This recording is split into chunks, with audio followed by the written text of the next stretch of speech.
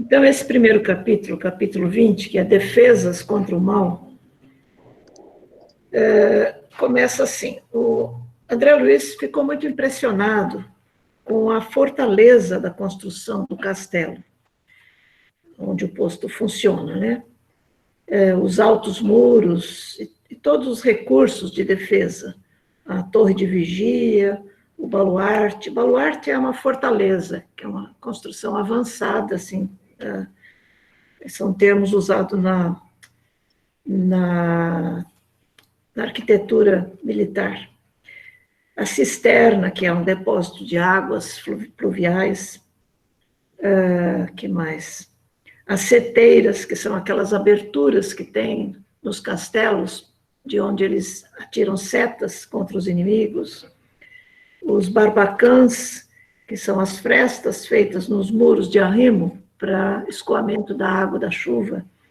Tudo isso o André Luiz estava observando e percebendo, assim, muito cuidado com a segurança.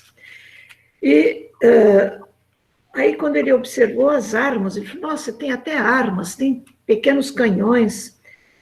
E, nesse momento, Alfredo percebeu, vamos dizer assim, a situação, né, entre Vicente e André Luiz, e conversar com ele. Que vocês estão impressionados com essa segurança toda, mas eu vou dizer para vocês, isso tudo é necessário. E aí André Luiz perguntou, mas... não, André Luiz viu a bandeira branca, ele ficou mais aliviado quando ele viu a bandeira branca hasteada, né? E aí o Alfredo falou, de fato, a nossa proposta é de paz, mas nós estamos numa região onde os espíritos que nos cercam, eles não são apenas, nem todos são ignorantes e desinformados. Tem espíritos aqui que são criminosos e perversos até, né? Então, são até diabólicos. Eles nos atacam e nós precisamos mostrar que somos mais fortes do que eles. E aí ele diz que a maioria dos espíritos é de perversos e criminosos. E o Vicente falou assim, mas eles não reconhecem o soberano poder, né, o poder divino? E Alfredo falou, olha, quando eu vim aqui pela primeira vez, quando eu cheguei aqui, as minhas perguntas foram as mesmas, e as respostas que eu tive foram incisivas e concludentes, quer dizer, tudo isso é necessário mesmo, né? Aí ele fez uma comparação com o que acontece na Terra, quer dizer, os espíritos que vivem aqui na Terra, fazendo coisas muito parecidas, como os criminosos de guerra, os exploradores da economia popular, os avarentos misérrimos e vaidosos, cheios de fatuidade, eles sabem tudo isso também, eles sabem que Deus está acima de tudo, mas continuam fazendo as mesmas coisas na Terra. E aqui, quando desencarnam, também, eles sabem que Deus existe, muitos nem acreditam, mas eles não respeitam isso. E aí, alguém tem alguma coisa para acrescentar aqui? A cada página eu vou fazer uma pergunta, porque aí, se eu deixei alguma coisa, vocês podem acrescentar. Tudo bem? Podemos continuar, então? Bom, estabelecido o direito entre a fantasia, isso Alfredo falando, né, a fantasia deles e a verdade do Pai, eles resistem às corrigendas e se transformam em gênios da sombra, até que um dia decidam a novos rumos. Quer dizer, esses novos rumos, nós sabemos que acontecem de vez em quando os espíritos, ou quando nós nos rebelamos durante muito tempo, chega uma hora que os espíritos superiores dizem, agora basta, você não pode mais fazer as suas escolhas. E também, a época em que nós estamos vivendo hoje, representa uma dessas atitudes que os espíritos tomam para dizer basta, né? esse basta agora está sendo um basta geral, quer dizer, é o planeta todo que está precisando mudar de rumo. Irene, Sim, eu achei bem interessante essa parte que o Alfredo colocou assim, ó, querem dominar antes de se dominarem, exigem antes de dar e entram em perene conflito com o espírito divino da lei. Então, assim, eu acho muito interessante essa questão, porque a gente vê muitos espíritos e muitas vezes nós agimos assim. Nós queremos dominar os outros, controlar os outros, antes mesmo da gente entender o nosso funcionamento, como a gente funciona psicamente, na parte psíquica, na parte espiritual, nas nossas tendências, e aí ele coloca assim, exigem antes de dar.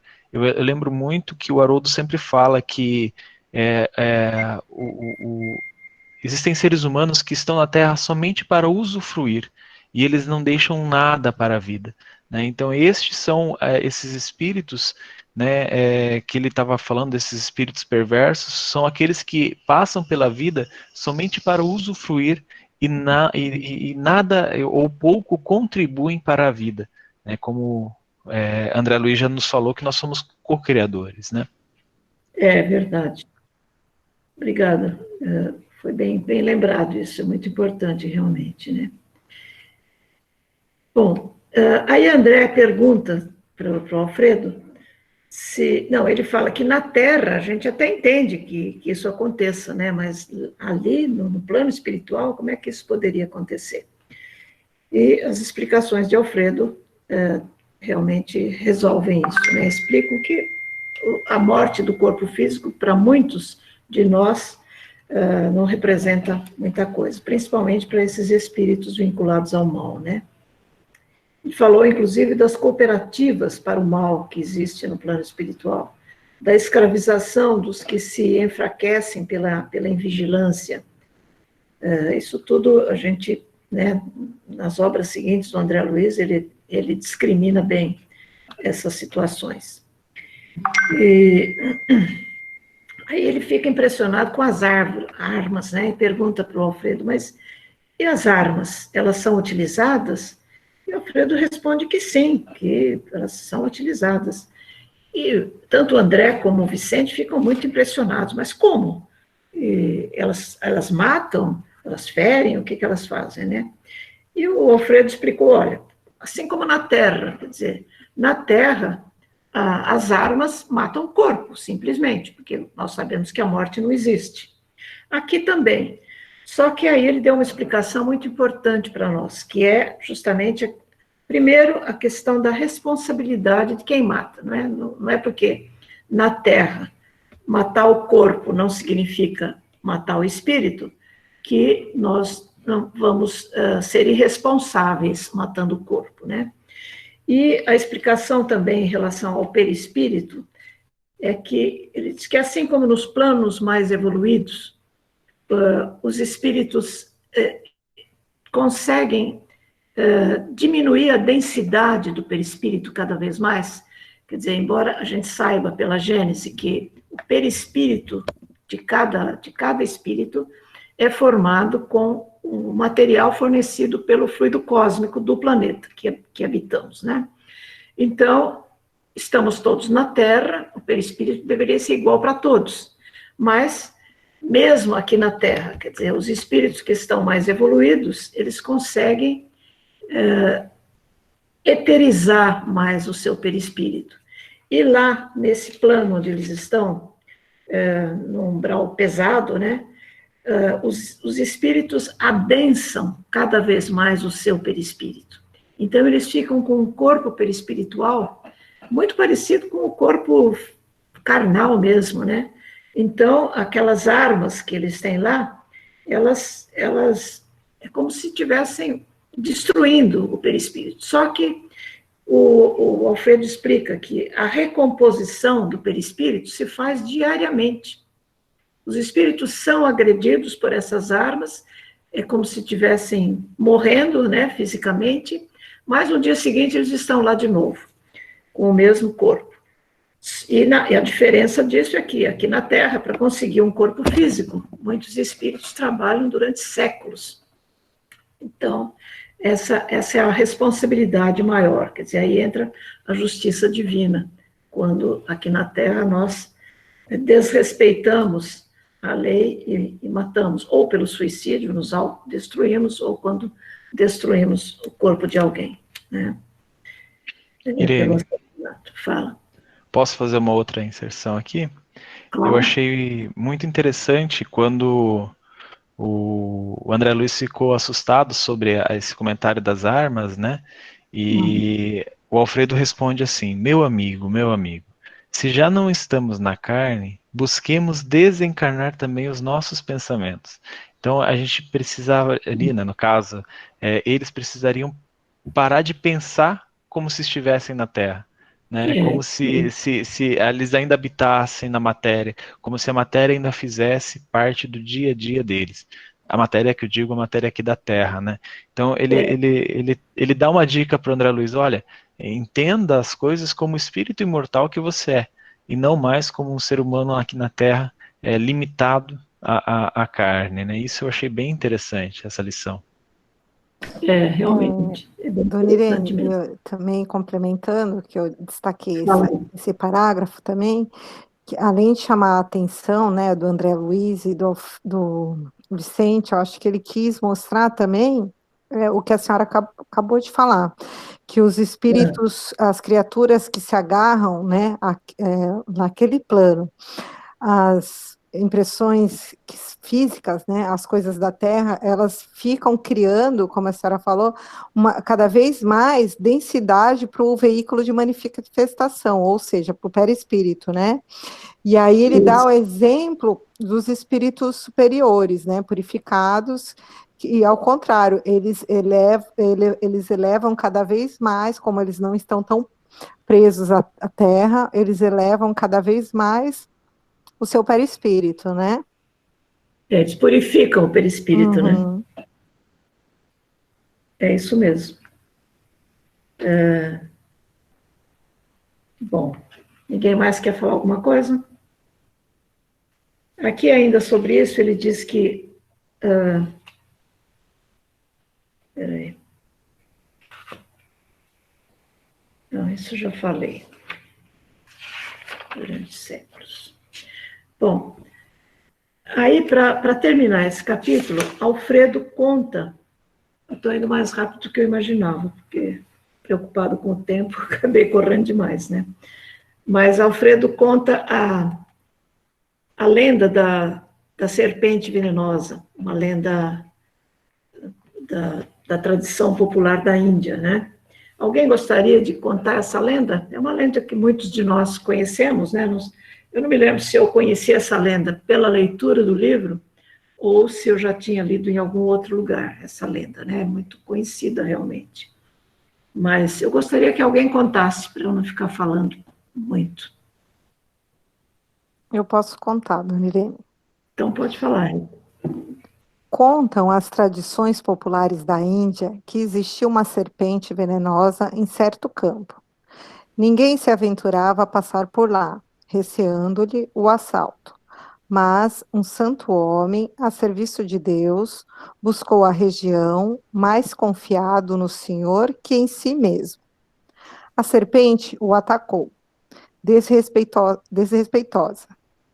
Ele dominou-a, porém, com um olhar sereno, e falou: minha irmã, é da lei que não façamos mal a ninguém. A víbora recolheu-se envergonhada. Continuou o sábio e o seu caminho, e a serpente modificou-se completamente. Procurou os lugares habitados pelo homem, como desejosa de reparar os antigos crimes. Mostrou-se integralmente pacífica, mas, desde então, começaram a abusar dela. Quando lhe identificaram a submissão absoluta, homens, mulheres e crianças davam-lhe pedradas. A infeliz recolheu-se à toca, desalentada. Vivia aflita, medrosa, desanimada. Eis, porém, que o santo voltou pelo mesmo caminho e deliberou visitá-la. Espantou-se, observando tamanha ruína. A serpente contou-lhe então a história amargurada. Desejava ser boa, afável e carinhosa, mas as criaturas perseguiram-na e apedrejaram-na. O sábio pensou e respondeu após ouvi-la. Mas, minha irmã, houve engano de tua parte. Aconselhei-te a não morderes ninguém e não praticares o assassínio e a perseguição, mas não te disse que evitasses de assustar os maus. Não ataques as criaturas de Deus, nossas irmãs no mesmo caminho da vida, mas defende a tua cooperação na obra do Senhor. Não mordas, nem firas, mas é preciso manter o perverso à distância, mostrando-lhe os teus dentes e emitindo os teus silvos. Então, essa lenda indiana, ela reflete bem o porquê desse posto de socorro existirem aqueles sistemas todos de defesa, não é? Quer dizer, se esses espíritos estivessem lá, trabalhando pelo bem daqueles espíritos das trevas que ficam ao redor do castelo, e não tivessem nenhum instrumento de defesa, provavelmente o posto de socorro não existisse mais. Ia ser mais ou menos como a serpente, depois de domesticada por esse sábio, que iria ter que se recolher a sua toca, porque não ia conseguir mais agir, não é? Então,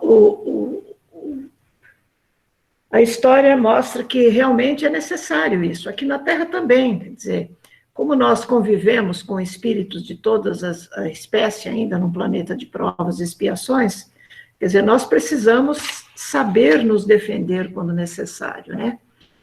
Mesmo que estejamos decididos a trabalhar pelo bem, muitas vezes nós precisamos nos defender de ataques que ainda acontecem. Bom, esse capítulo acho que está bem. Posso fazer só um comentário, Irene, antes de passar para o outro? Eu ia perguntar se alguém eu achei bem interessante essa história também, assim, é uma lição individual, mas também lembrando a questão do posto de socorro que é ali, e a gente vai ver nos próximos capítulos o tipo de espírito que tem abrigo naquele lugar, né, que se encontra naquele lugar, que está hospitalizado naquele lugar. São espíritos muito fragilizados, que poderiam ser utilizados contra a sua vontade, até mesmo contra aquilo que até eles não têm vontade nenhuma, né? Vamos dizer assim. E a responsabilidade do Alfredo e de todos os irmãos é a responsabilidade de proteger aqueles espíritos. Não que eles não pudessem proteger a si mesmos, mas ali a responsabilidade deles é muito grande em proteger, inclusive, aqueles que estão sob sua tutela. Então, isso eu achei interessante, esse conto para o André Luiz e para o Vicente, mas para a gente compreender o grau de responsabilidade desses espíritos também. Realmente. E esses espíritos acho que não teriam mesmo condições de se defender sozinhos, né? Porque, pelo que o Alfredo explica um pouco antes, os espíritos que atacam o posto são espíritos perversos e maléficos, e criminosos. Ele chama de perversos e criminosos. Então, pelo que a gente vai ver agora no próximo capítulo, o grau de responsabilidade, de autorresponsabilidade desses espíritos é muito pequeno, eles não teriam como se defender, pelo menos, acho que a maioria deles, né? Bom, então, entrando no capítulo 21, cujo título é Espíritos Dementados, nós vamos ver que o grupo, né, acompanhando Alfredo e Ismália, passa por uma área aberta, né, onde eles podem observar um pátio muito grande, onde existem muitos espíritos dementados, que ele faz lembrar um hospício, com loucos mesmo, assim, sob controle de medicação, né? A gente lembra, se alguém aqui já visitou um hospital psiquiátrico, já deve ter visto isso, quer dizer, espíritos sob controle de medicação que ficam soltos num pátio, mas completamente dementados, né? Pelo efeito da medicação. Se não estivessem medicados, provavelmente iriam ser agressores até. E André Luiz, então, bom, aí o resumo que eu fiz é o seguinte: eles viram que muitos trabalhadores movimentavam-se, conduzindo botijas d'água, caldeirões de sopa, vasos de medicamentos, etc. Quer dizer, muito parecido com um hospital dessa ordem, hospital psiquiátrico aqui na Terra, né? Eles se alimentam, eles tomam medicação, existem, naturalmente, os tratamentos espirituais que eles fazem, né? A gente já viu, o Alfredo já deu uma ideia da técnica do sopro que eles usam, né? Com certeza uns passes também, mas todas esses recursos muito próximos de nós aqui na matéria são utilizados também lá, né? Porque o perispírito desses espíritos é muito materializado, é muito parecido com o nosso corpo físico, né? E Alfredo, então, dá alguns conselhos e providências em relação para os técnicos de sopro que se afastam e vão para uma outra área. Aqueles doentes que estão ali, os dementados que estão no pátio, eles já passaram por outras situações mais difíceis, aí mesmo no posto de socorro, e agora estão com uma certa liberdade, né? Eles andam, conversam, embora nas conversas, nós vamos ver daqui a pouco, que pelas conversas deles, eles estão bastante desequilibrados mentalmente ainda, né? E então, Alfredo, atravessando o pátio com André e Vicente, com o objetivo de transformar aquela visita num aprendizado mesmo para eles, né?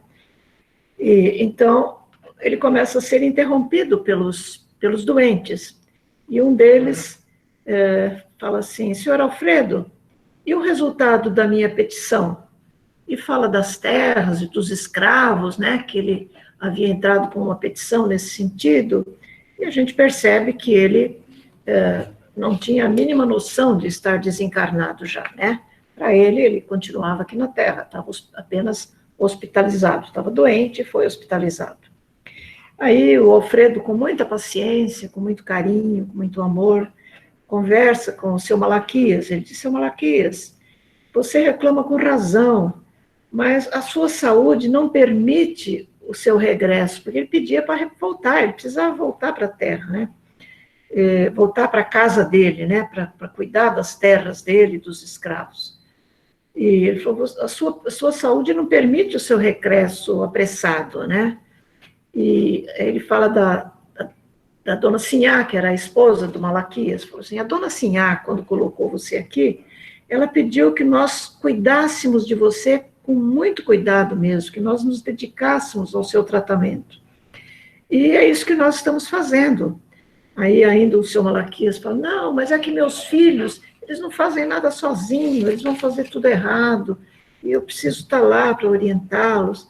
E o Alfredo, com muito cuidado, com muito carinho, consegue convencê-lo de que ainda é cedo para ele voltar, né? Ele diz: mas você fala dos seus filhos, tudo mais, que eles são preguiçosos, mas o que adianta você ir para lá agora nas condições em que você está? Você precisa primeiro se cuidar, primeiro a saúde. A saúde é muito importante. E ele acaba se convencendo e sai. Aliás, ele nem sai, quer dizer, esse seu Malaquias, ele iria ficar, vamos dizer assim, alugando o seu Alfredo, como a gente sabe que os doentes fazem isso aqui na Terra também, né? Mas acontece que chegou um outro doente, querendo também saber de informações dos interesses pessoais dele, e o Malaquias acabou ficando quieto. Aí o outro chega, era o... deixa eu ver, já eu falo o nome dele. ele diz, e a solução do meu processo, seu Alfredo? Eu me sinto prejudicado pelos parentes de má fé. A minha parte na herança dos avós é cobiçada pelos primos. Segundo eu já fiz ver, o meu quinhão é superior aos demais. Eu soube, todavia, que o Visconde de Cairu interpôs toda a sua influência contra mim. Ninguém ignora tratar-se de um grande velhaco. O que não poderá fazer ele com as artimanhas políticas? Está mal informado a meu respeito. O senhor enviou meu pedido ao imperador? E aí o Alfredo também, com toda a paciência, responde que sim, que o pedido foi enviado e que a solução vai chegar para ele ter paciência e tudo mais, né? Bom, com relação ao primeiro ali, São Malaquias, a gente percebe que ele está nessa situação há pelo menos 60 anos, porque a abolição da escravatura no Brasil foi em 1888, e esse livro foi editado nos primeiros anos da década de 40. Então, em torno de 60 anos,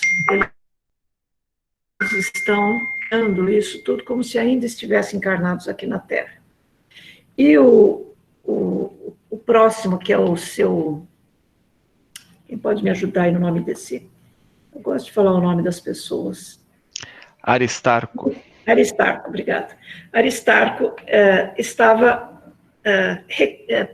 estava numa situação mais antiga ainda do que o Malaquias, né? Porque o Visconde de Cairu viveu, ele nasceu por volta em meados do século XVIII, quer dizer, 1700 e pouco. Desencarnou nas primeiras décadas de 1800. Então, Visconde de Cairu, que era um filho de um português que foi para Portugal fazer direito na faculdade de Coimbra, na Universidade de Coimbra, e voltou, né, trabalhando como advogado e como professor. E, naturalmente, ele foi contratado, esse Visconde de Cairu foi contratado pela família, pelos primos do seu Aristarco, para defender os direitos dele, né? Bom, e aí, então, o seu Alfredo também conversou com Aristarco, dizendo que ele tivesse paciência, que o pedido dele tinha sido encaminhado para o imperador, que tudo ia ser resolvido, mas que ele ainda precisava sarar para poder voltar e cuidar dos negócios dele, né? Inclusive da herança dele. Bom. Dona Irene, eu posso fazer uma observação? Fala. No Malaquias ainda, tem um trechinho que ele fala que ele, além de mostrar preocupação, né, com os escravos, ele mostra uma preocupação excessiva com os filhos, né? Isso. Dos filhos estarem desamparados, que na visão dele os filhos eram preguiçosos, né, não conseguiriam andar só com as próprias pernas, né? E o Alfredo fala, né, que chegam instantes na vida em que precisamos devolver a Deus o que a ele pertence, né? E os filhos também seriam responsáveis, né, pela ociosidade, né, o que eles criaram em torno deles mesmos. Então, isso para a gente, né, nos traz uma reflexão sobre, assim, o quanto nós devemos interferir na vida dos nossos filhos quando adultos, né? Quando criança, lógico que eles estão sobre a nossa responsabilidade. Mas até que ponto? Eu acho que é uma linha muito tênue, né? Até que ponto nós devemos suprir as necessidades, tanto emocionais como materiais, principalmente as emocionais, né? O risco que nós corremos de causar uma dependência, né? Tanto nossa como dos nossos filhos, né? E de levar isso com a gente e de deixá-los aqui também nessa dependência emocional, né? Grande.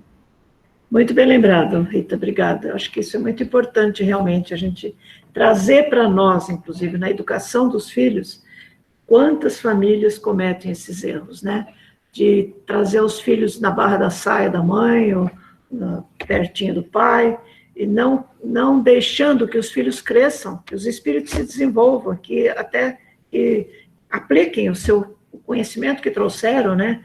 Muitos filhos acabam sendo podados na sua evolução espiritual aqui na Terra por causa de pais superprotetores, né? A superproteção é realmente um malefício na educação, realmente. Então, isso aqui é um exemplo muito bem lembrado. Acho que... Mais alguém queria falar alguma coisa? Ainda do Malaquias ou do Aristarco? Então, vamos continuar. Em seguida, veio uma senhora abordando o Alfredo e perguntando como é que estava o caso dela, né? E ela fala que, inclusive, ela se acha uma pessoa que foi afastada da família porque ela perdeu os sentidos e foi levada para um hospital, ela nem sabe onde está. E aí ela pede para ele não retê-la mais lá, porque ela precisava voltar. Ela disse que o marido dela era o maior adversário dela, que ela disse que o marido prometeu perseguir as filhas tão logo ela se ausentasse da casa, e que as filhas deviam estar sofrendo muito sob as ordens do pai, e ela pedia, por favor, para que ele autorizasse o regresso dela o mais breve possível. E ela dizia, o meu coração me diz que as minhas filhas estão desesperadas. Quer dizer, as filhas já deviam ter até desencarnado, né, depois desse tempo todo. Mas ela sentia as filhas encarnadas lá na mesma idade que elas tinham quando ela se afastou do lar, né, quando ela desencarnou. Aí o Alfredo diz, eu já sei, minha irmã, você está pedindo, está preocupada com seu marido e tudo mais. No entanto, o que adiantaria você voltar para sua casa no estado em que você está? O seu caso não é tão simples assim. Você precisa se curar, você precisa se tranquilizar para poder ajudar melhor as suas filhas. Mas ela continuou insistindo. Mas eu nem sequer onde eu estou. E ela era uma pessoa, assim, bastante reclamona mesmo, né? Eu creio que me tenham trazido no fim do mundo para tratar de uma simples perda de sentidos que eu tive, né? Aí o Alfredo diz, mas ninguém maltrata você aqui, você está sendo tratada, e tenha calma.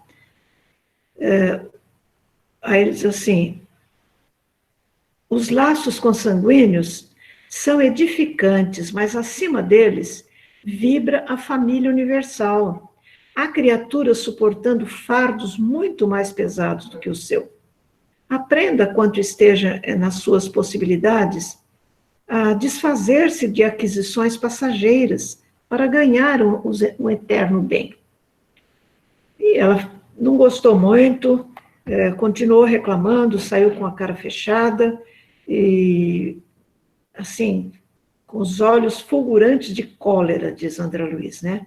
Como se a mente estivesse estivesse cravada muito longe, incapaz de qualquer compreensão. Quer dizer, a mente dela estava fixa naquela situação que ela deixou quando desencarnou, e para ela tudo continuava do mesmo jeito. Bom, aí outros doentes vieram querer conversar com o Alfredo, e ele aí interrompeu e falou, olha, eu não posso mais atender, eu não vou poder atender a todos no momento. Depois de amanhã, vocês serão recebidos para explicações. Então, isso realmente não era, normalmente ele não atendia as pessoas nesse momento. E ele mesmo explica para o André Luiz e para o Vicente, que ele só atendeu algumas poucas pessoas para que eles entendessem o tipo de trabalho que era feito lá, né? Ele falou, procurei ouvi-los para lhes dar uma ideia do nosso trabalho, no setor dos que se desequilibram mentalmente por excesso de centralização em propósitos inferiores. Quer dizer, pessoas, enquanto encarnadas, que se prendem demais às questões da matéria, às questões financeiras, aos ganhos materiais e tudo mais, acabam criando esse tipo de vínculo, né, quer dizer, deixam a mente embotada, e nem percebe que desencarnaram e que já estão numa outra situação. Aí ele diz, não é crime interessar-se alguém pelas atividades rurais, pela recepção de uma herança, pelo bem-estar da família, mas no fundo, aí ele conta o caso de cada um. Ele conhecia cada caso, como tinha sido a encarnação deles aqui na Terra, o que eles tinham feito, como desencarnaram e por que eles estavam naquela situação, né? Aí ele relata que, por exemplo, aquele velhinho que reclama das terras e dos escravos, ele nunca pensou senão em tirania no campo. Quer dizer, ele tinha uma fazenda, tinha escravos, mas o negócio dele era desfrutar de tudo isso, né? Jamais pensou nos benefícios da terra, nem nunca tratou um escravo como um ser humano, coisas desse tipo, né? Assim, não, o outro cavaleiro, que era o Aristarco, que aguarda a herança, ele desejava era lesar os primos. Então, os primos, naturalmente, contrataram o Visconde de Cairu para defender a parte da herança que eles tinham direito, porque o Aristarco queria tudo para si, né? Ele achava que ele tinha mais direito que os outros. E, por último, a senhora, que se revelou tão interessada pelo ambiente doméstico, desencarnou quando pretendia envenenar o marido às ocultas. Quer dizer, ela provavelmente teve até o seu desencarne antecipado para que ela não cometesse esse crime de matar o marido, né? Aí ele diz, conheço-lhes os processos, um a um. Acordaram de longo sono, na inconsciência, e julgam-se ainda encarnados, supondo igualmente que podem dissimular as pretensões criminosas. Quer dizer, eles não achavam que estavam fazendo algo mal, eles achavam que ninguém sabia do que estava na mente deles, né? Já achavam que a imagem que eles passavam, todo mundo acreditava e pronto. André Luiz diz que ele estava assombrado. E aí ele diz, mostra essa sua... Ele diz, mas esses doentes, como eles vieram parar aqui, né? Aí o Alfredo explica. Eles foram recolhidos em pior estado. Já estavam em pesado sono durante muito tempo. Porque eles foram recolhidos nas trevas, né? Já tinham vivido, sofrido nas trevas durante muito tempo. Ele não diz quanto, mas deve ser muito tempo mesmo, né? Aí, como ele diz lá em cima, que eles antes estavam dormindo, a gente vai ver daqui para diante no livro que muitos doentes ainda estão dormindo, né? Esses já acordaram, estão lá, assim, pensando que estão nas vésperas de ter alta do hospital e voltarem para casa, né? Ele diz, acordaram de um pesado sono durante muito tempo e vão readquirindo a memória gradativamente, até que possam ser encaminhados aos institutos magnéticos de Campo da Paz. Campo da Paz é o nome da colônia. Aqui esse posto de serviço, posto de socorro pertence, né? Esse posto não pertence ao nosso lar, pertence a Campo da Paz. E eles serão encaminhados a Campo da Paz a fim de receberem maiores auxílios e necessários esclarecimentos. Quer dizer, Alfredo não precisa se preocupar em dizer para eles que eles já desencarnaram. O estágio em que eles estão exige apenas que se tenha paciência, para que eles possam ir despertando gradativamente. Eles só vão ser despertados mesmo, só vão ser informados que já desencarnaram quando estiverem numa situação melhor, lá em Campos da Paz, onde terão toda a assistência, naturalmente, de médicos, psicólogos e tudo mais, né? Eu acho que é isso que eu preparei para hoje. Agora eu acho que vocês podem complementar com muita coisa.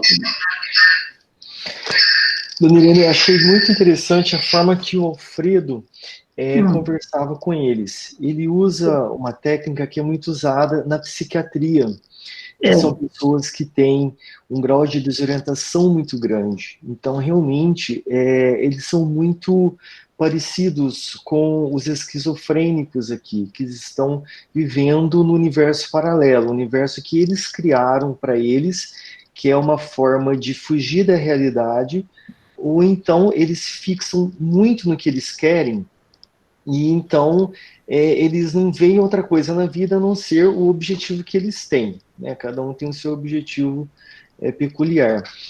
E essa forma que ele lida não é de criar um atrito, o Alfredo não cria um atrito com eles nas conversas. Ele concorda com eles inicialmente, para assim, eles poderem dar ouvidos a ele. Porque se de cara ele já fosse questionando muito e tentando já ser mais direto na conversa, trazendo isso para a realidade, a primeira coisa que eles iam fazer é cortar o relacionamento com o Alfredo, não queria mais falar com ele, e aí seria muito danoso, porque não teria mais o diálogo, não teria mais como o Alfredo ir acrescentando elementos, pouco a pouco, no universo deles, né? Porque esses elementos que ele vai acrescentando, ele vai dando umas indiretas muito sutis. Ao mesmo tempo que ele concorda com eles, depois ele dá uma pincelada, igual ele falou aqui por Aristarco, né?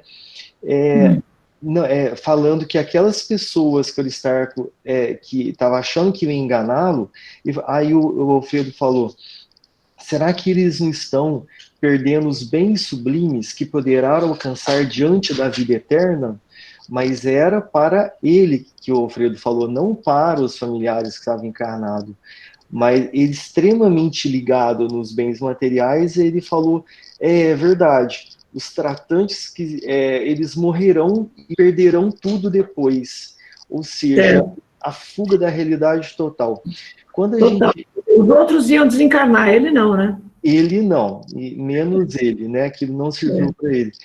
E o interessante é que esse esclarecimento para eles, quando eles vão sentindo que vai cansando daquele mundo paralelo, vai aos poucos, porque igual quando a gente vai dar uma notícia para alguém que desencarnou, né, fazendo uma analogia, não é bom já falar direto, a pessoa desencarnou, é bom contar uma história antes, isso tira a pessoa do choque da notícia, né? Vai rodeando. Às vezes o familiar já até sabe onde que a pessoa que vai dar notícia vai parar, mas ele ainda tem um fio de esperança. Isso faz com que um controle emocional é acionado, esse mecanismo de uma tentativa de estabilidade emocional vai sendo desencadeada na pessoa, para quando chega na notícia de fato, eles já não têm aquele choque, que pode chegar ao desmaio, né? Se a pessoa não souber. Eu acho que esses doentes que o Alfredo cuida lá, se ele chegasse a dizer que eles já tinham desencarnado, era capaz de eles terem um choque tão grande que iam voltar a dormir de novo. Exato. Certamente o apego é tão grande, o que eles iam ver que o que eles mais valorizam, que é aqui o mundo material, eles perderam tudo. Eles iam perder o chão, a estrutura, eles iam realmente... Tudo, né? E eles iam entrar num casulo mental, certamente iam fazer isso. Com certeza. Mas alguém gostaria de falar? Eu não estou vendo vocês, não estou vendo se alguém ligou o microfone, se está querendo falar. Uma coisa que eu achei interessante também, que esse posto de assistência, ele estava bem aqui na crosta. Tanto que quando os três, né, André Luiz, o Vicente e o mentor estavam se aproximando, eles já estavam influenciados diretamente com a psicosfera dos encarnados e desencarnados aqui. Ou seja, essas pessoas que estavam ainda nesse lugar, eles não tinham condições de ir para uma colônia mais afastada da crosta. Tamanha afinidade ainda com o mundo material. Então, eles tinham que ficar muito próximo à crosta, ainda em contato com essa psicosfera material. E apesar disso, eles já tinham o privilégio de estar ali dentro, nos portões de dentro desse posto assistencial, né? e já caminhando e andando, eles já saíram da fase de estarem dormindo, de estarem acamados ou de estarem no umbral. Então, o certo. tempo que eles estavam ali realmente deveria ser grande. Talvez eles tivessem passado ainda por maus pedaços até serem socorridos nesse posto, né? Eu me lembro que no livro Obreiros da Vida Eterna, André Luiz fala também num posto de socorro vinculado ao nosso lar, esse posto é utilizado para que os recém-desencarnados, espíritos até preparados, espíritos que merecem um acompanhamento no desencarne, né? Eles são levados para esse posto que fica bem próximo da Terra, para depois serem conduzidos para o nosso lar. Então, acho que é um estágio necessário mesmo, né?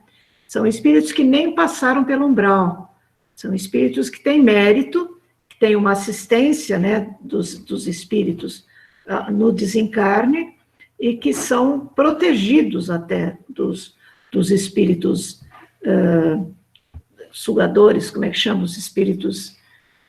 Vampiros, né? Vampiros, Eles têm essa proteção e não são levados diretamente para o nosso lar, eles fazem um estágio nesse posto de socorro também. Quer dizer, é um estágio naturalmente muito mais rápido do que esses espíritos estão fazendo nesse posto, né? Eu tenho uma pontuação, Irene. Eu achei bem interessante essas histórias, principalmente para nós que atuamos em câmaras mediúnicas, né? Não estou Muitas te vezes ouvindo. nós... Não está? O pessoal está me ouvindo? Mas está me ouvindo pelo microfone, Ives? Não, pelo microfone. Eu estou ouvindo. Estão ouvindo? Sim. Irene, então, eu vou falar um pouco mais alto, Ju. talvez seja isso. Beleza. Uma pontuação importante aqui é, por exemplo, nós que atuamos em câmaras mediúnicas, né? Muitas vezes nós encontramos espíritos deste jeito, né? Dessa maneira, e não nos cabe informar que eles desencarnaram se a gente não perceber que eles estão no momento de receber. E é interessante essa dica que o Alfredo deixa aqui no livro, de como doutriná-los. Eu achei muito interessante isso. Ele vai falando muito das leis de Deus, do amor de Deus, e vai fazendo esse espírito refletir, né? Como a Rita colocou, os filhos dele não são filhos dele, são filhos de Deus, emprestados para ele. Então consegue separar isso e fazer o espírito, no caso o espírito manifestante, refletir sobre isso, né? Então essa conduta é uma conduta que a gente pode adotar para nosso dia a dia. Dona Irene caiu. Ju, eu concordo. Acho que, assim, pelo que a gente tem observado aí no decorrer do livro, né, a conduta da espiritualidade é sempre uma conduta muito de paz, vamos dizer assim. Eles, em maneira nenhuma, eles tentam impor, né, as leis de Deus, né? Mesmo sabendo que este é o caminho, né? Muito pelo contrário, eles trabalham sempre, primeiro, com a empatia, para que o espírito ele se sinta acolhido e que ele se sinta compreendido, que a sua dor, né, realmente ele sinta que o Alfredo, no caso lá, o Alfredo demonstra o tempo todo que está muito em concórdia com a dor que com aqueles espíritos estão passando. E aproveita, claro, para poder falar sobre as leis divinas, né? Mas eu acho que isso mostra para a gente uma maneira que normalmente, eu vou falar por mim, né? Nós não estamos acostumados a mostrar qual que é o caminho certo dessa forma. Normalmente nós gostamos do embate, sabe? De falar, não, eu estou certo, de sempre estar ali querendo se colocar como o sábio, vamos dizer assim, né? Impor o que é certo e o que é errado. E esse não é o caminho, né? O caminho não é esse. O caminho é justamente, você pode mostrar, como o Ivens falou, através de exemplos, né? Qual que é o caminho, mas você sempre tem que estar na posição de humildade, de empatia o tempo todo, né?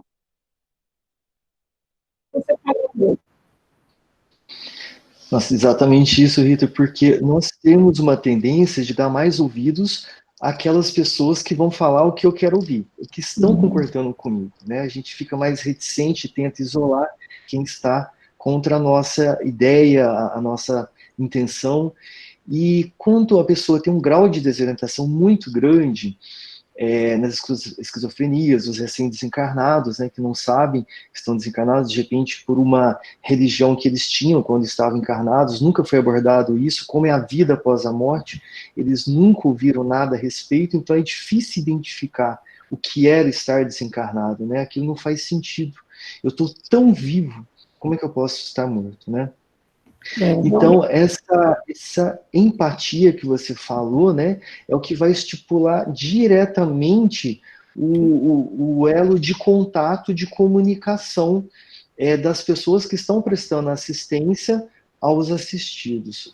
Eles vão criar realmente muita confiança nessas pessoas, e eles começam a usar as pessoas como âncora deles, como se fosse aquelas pessoas assim que vão realmente é o referencial deles ali, né? Então tudo eles vão focar nessas pessoas que têm a empatia e vão fechar os olhos e ouvidos para quem tenta impor algo ao contrário. Então é por isso que o tratamento psiquiátrico, psicológico funciona muito a partir do momento que a pessoa entra naquele universo paralelo que ele está, aquele universo irreal. Então aí é onde vai gota a gota acrescentando pitadas da verdade, da situação deles, né, e das leis divinas. Eu acho que é o único mecanismo. Aqui a gente usa muito isso também com quem tem Alzheimer. A gente concorda para primeiro poder continuar junto com a pessoa. Depois, a partir daí, você põe. A pessoa quer fazer algo que não pode. A pessoa que tem Alzheimer, você põe um objetivo na vida dela. Não, você vai poder dirigir quando consertar o carro, ele está com defeito. Aí vai protelando aquilo. Aí até que aquela pessoa se canse. Esses 3 que foram citados no livro, pode chegar uma hora que eles se cansem também de ficar esperando. Então, não, você falou que já emitiu o decreto, você falou que já está faltando pouco tempo, chega uma hora que a paciência acaba e eles podem surtar. Então, o que é feito aqui? Eles colocam outro objetivo, né? Adia aquela situação, igual eu falava com meu pai, quando consertar o carro, você vai dirigir. Chega uma hora que aquilo não dá mais, a desculpa não dá. Você põe um outro objetivo na vida dele. Assim, então quando renovar a sua carteira, aí ele fica esperando renovar a carteira, e a gente vai protelando.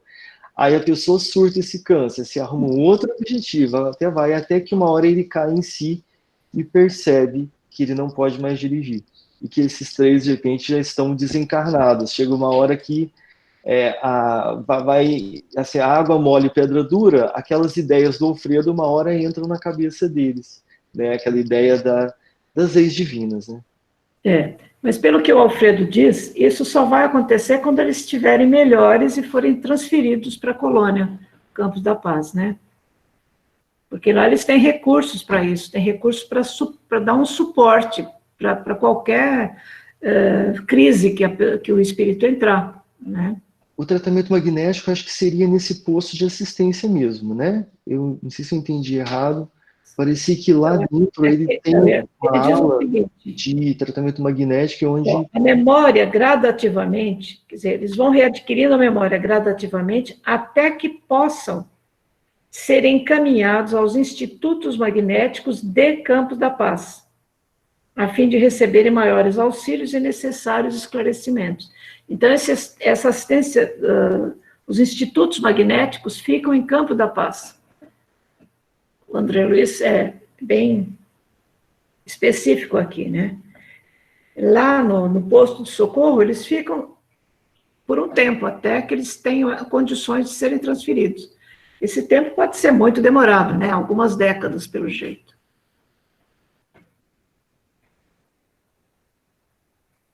Mais alguma coisa, Ivens? Não? Não, só isso mesmo.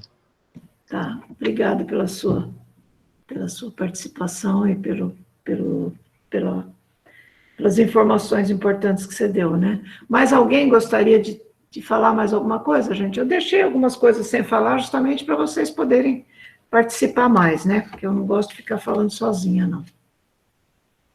Já acho que palestra a gente fala muito sozinha, então eu acho que esse tipo de estudo é muito mais interessante, porque todo mundo pode participar. A gente estuda e traz o resultado do estudo, né? No grupo. Acho que é muito bom isso. Ninguém mais? Já estamos quase no final, né? Acho que já está na hora de fazer a prece, então.